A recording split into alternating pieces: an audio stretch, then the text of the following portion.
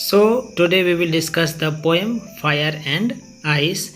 It has been written by, as you know, Robert Frost, class 10th English. So let's start.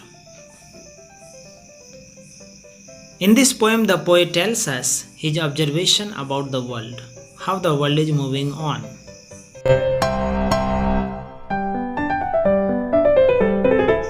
He tells us that the world may end in either ways, one in fire and second in ice.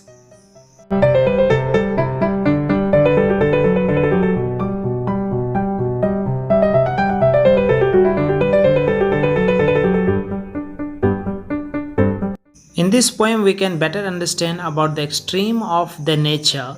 If the temperature increases to its most, one day the world will end in fire.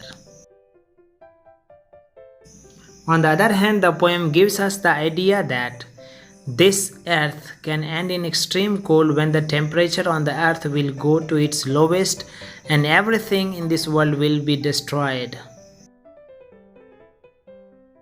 Now we come to the main point where the poet compares fire with humans' desire and ice with humans' hatred to each other.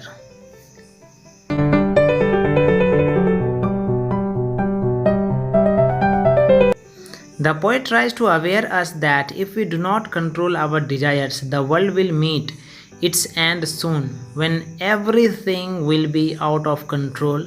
He also gives us the deeper sight to the destruction by fire. Where fire goes out of control, it destroys all what comes in its way. In the second stanza of the poem, he talks of ice, which is compared to be hatred. It can also play a vital role in the destruction of the world.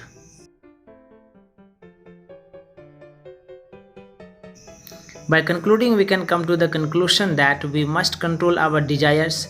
We should learn to live with our needs, not with our wants. We should be sensitive to our neighbors and other humans.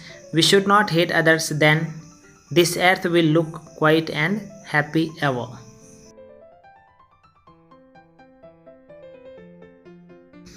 Now let's see the rhyme scheme. The rhyme scheme is ABA, ABC, BCB. You can read the ending words of every line, then you can come to understanding that there is a rhyme scheme of ABA, ABC, BCB, and I have highlighted every line with their rhyming letters.